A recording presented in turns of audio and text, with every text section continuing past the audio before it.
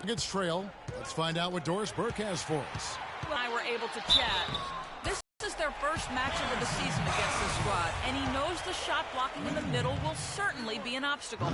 But he said, quote, "We've got to remain aggressive and continue to attack."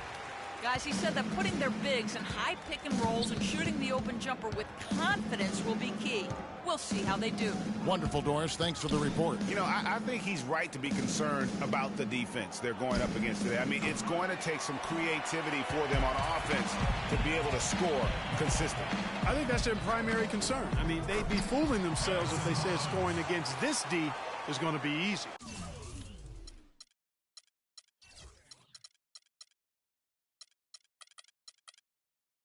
Everything going according to the script for them offensively so far.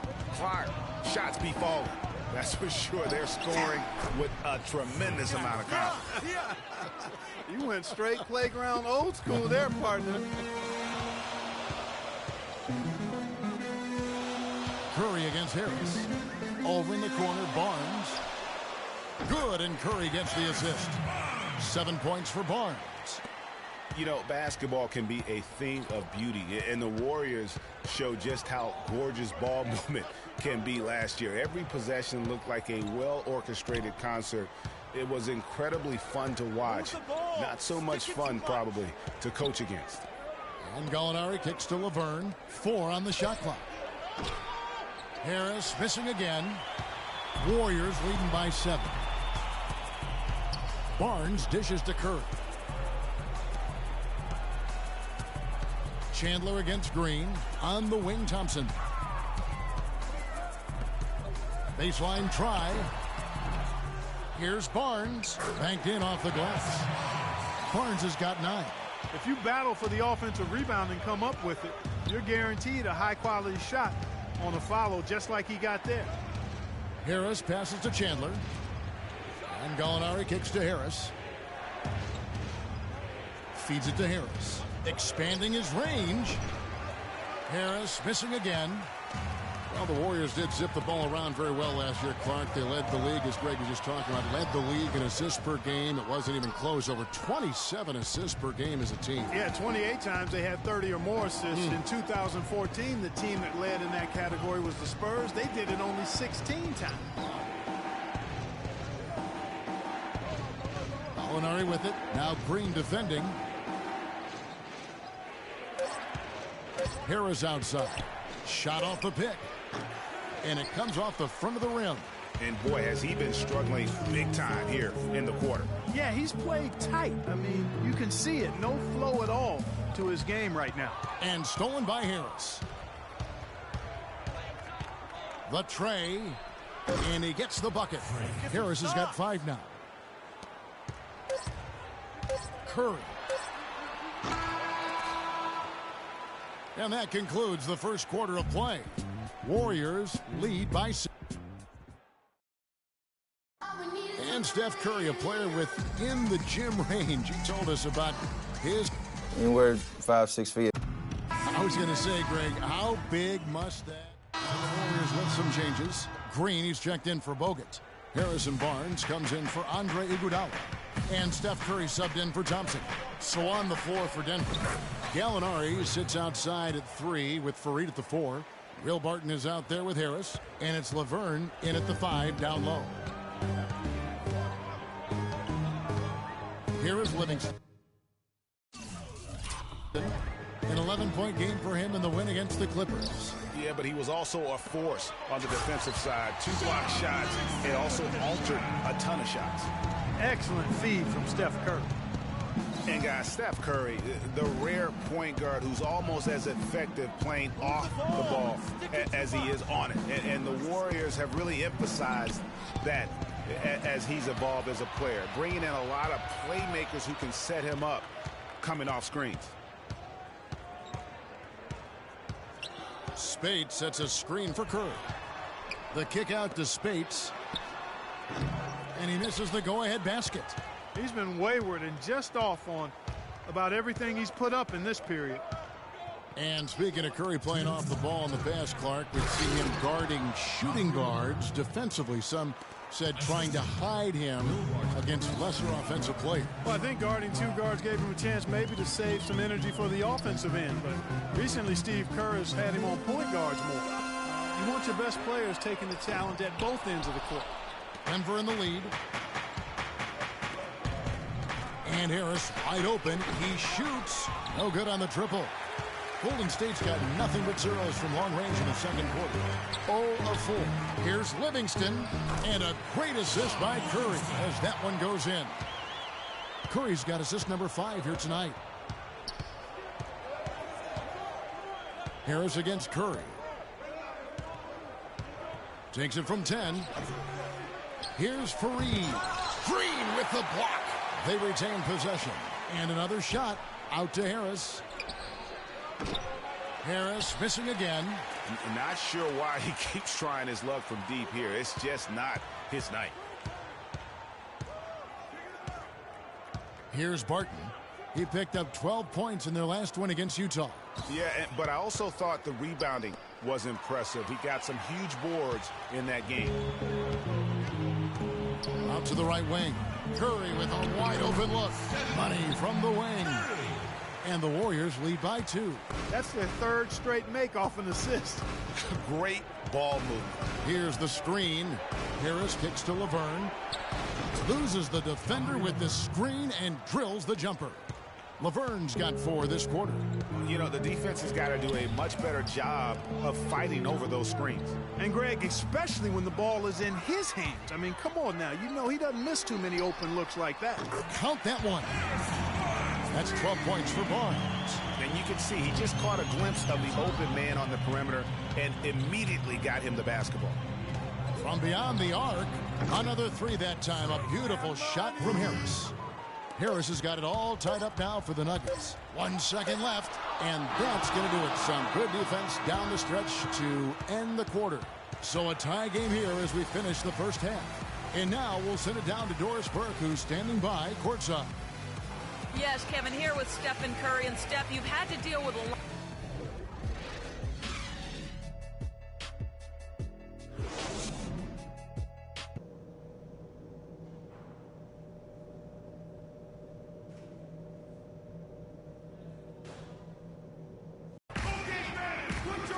Well, both sides have assessed what they need to do over the break in halftime. We'll see now if one can pull out a way here in the third. And you know, Harrison Barnes has really been making it happen, guys. And his play in that first half, how about the discipline to go along with the efficiency, guys? His shot selection was just perfect. I agree. I mean, whether it's been from mid-range or in tight, he is taking only what the defense is giving him and not trying to do too much. Very much playing within himself.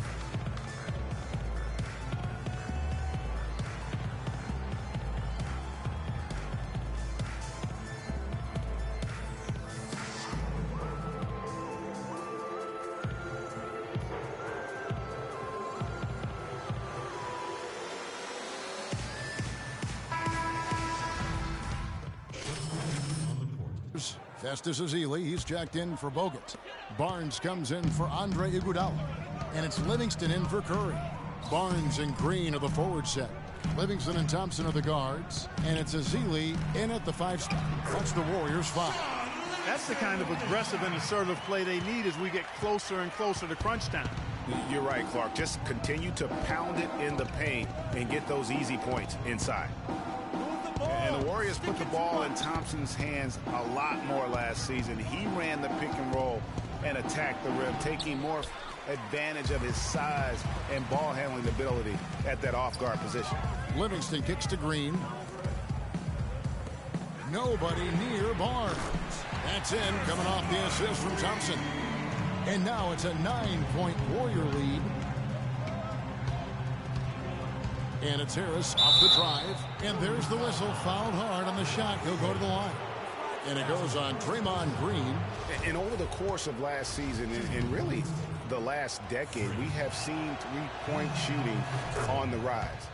Teams have been making the most of the efficiency of that shot, and it's a big part of successful offenses in the modern NBA.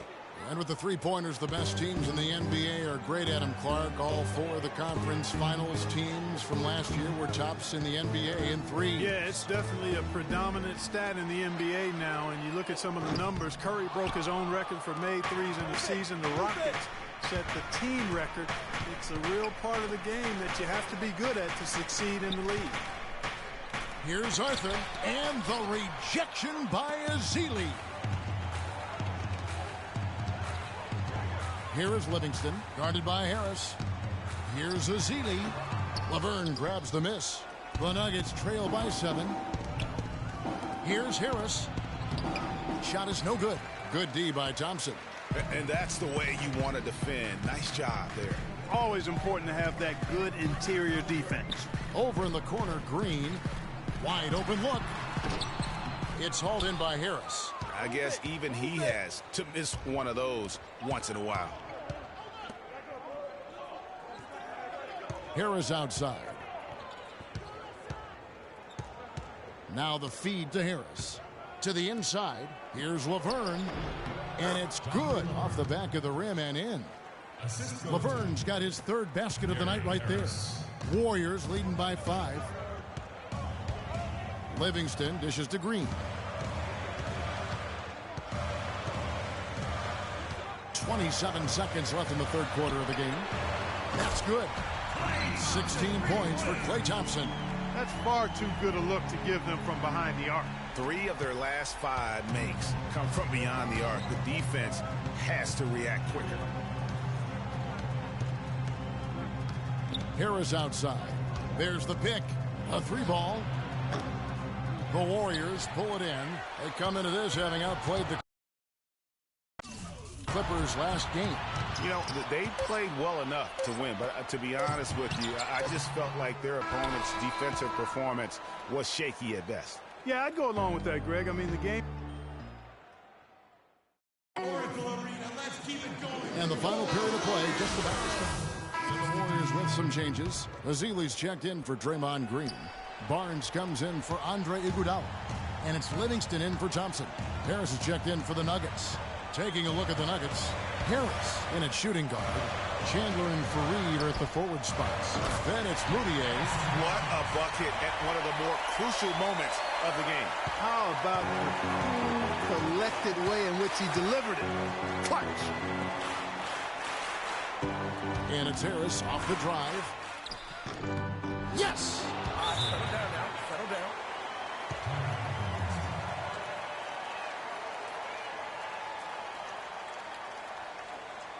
Doris Burke has an update for us. Doris? Hi, Kevin. Steve Kerr was just going over the plan with his team. He told his guys, time's running low. If we're going to make our moves, it's going to be now. Are you guys ready? And as they nodded, he said, let's go get it. Kevin? Catching up on the changes for Golden State. Draymond Green comes in for Festus Ezeli. And it's Thompson in for Sean Livingston. And so they choose to intentionally foul. He hits the first one, and that puts them up by 5. So he gets them both, and it's a 6-point ball game. Those foul shots put them that much more in the driver's seat.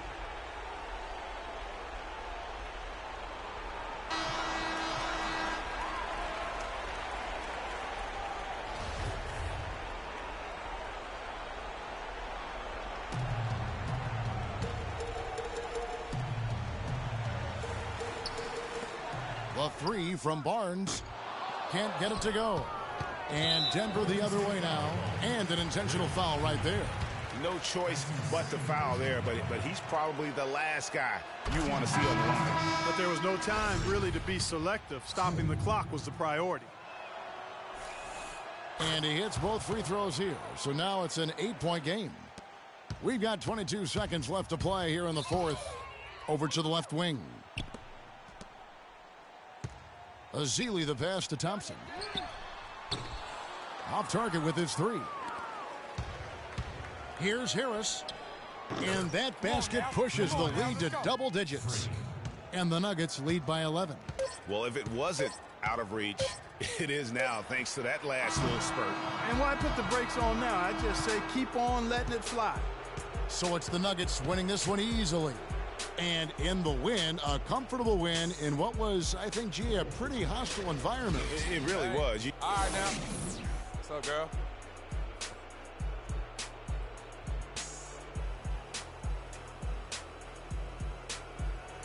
The 2K Sports post-game show.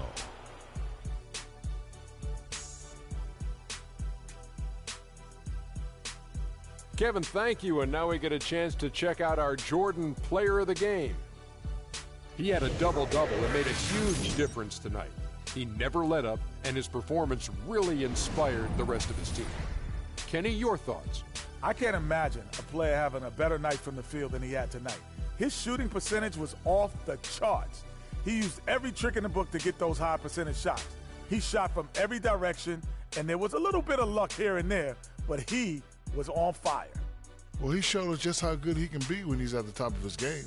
And the building was stunned. You saw people leaving early, throwing popcorn, throwing hot dogs, spilling soda. He put on a CSDP, a crowd shut down performance. Man, that's what I'm talking about, Ernie.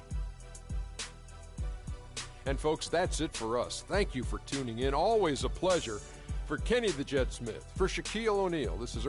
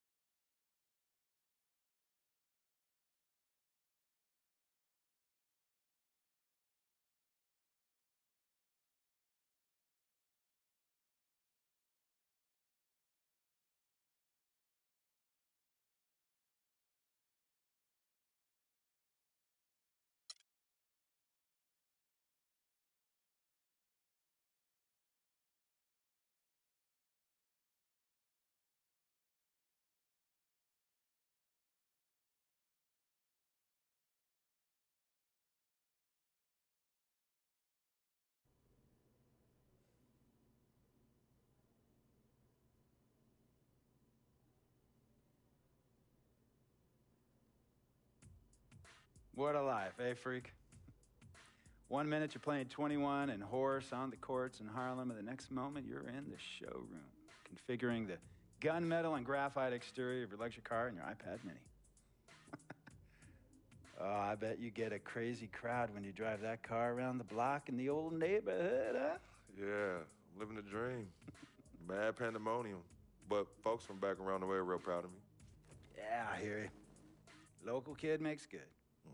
You know, it kind of reminds me of when I took my tech stock public and I rang the New York Stock Exchange bell, and my mom's friends called her up and said, "Maggie, is that your son on Bloomberg News this morning ringing the bell?" And my mom says, "Yes, sirree, Bob, it was him." That was a great moment, freak.